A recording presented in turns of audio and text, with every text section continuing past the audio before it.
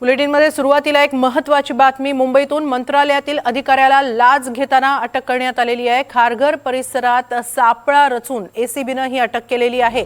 अर्थ विभागातील अधिकारी विलास लाड याला अटक करण्यात आली आहे। निधी मंजूर करून देण्यासाठी त्याने 6 लाखांची लाच मागितली होती। ती लाच घेताना अधिकारी विलास लाड याला अटक करण्यात आलेली आहे।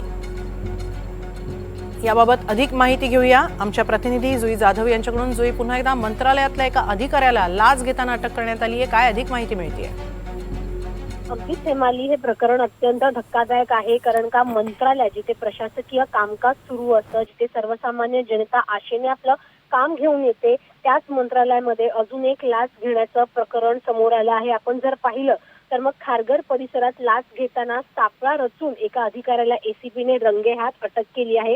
हा अधिकारी म्हणजे अर्थ व नियोजन विभागात कक्ष अधिकारी म्हणून काम करणारे विलास लाड आहेत आणि त्यांना आता एसीबीने खारघरमध्ये एक ट्रॅप रचवून अटक केली। तब्बल 6,37,000ची लाच स्वीकारताना एसीबीने त्यांनाही अटक केली आहे।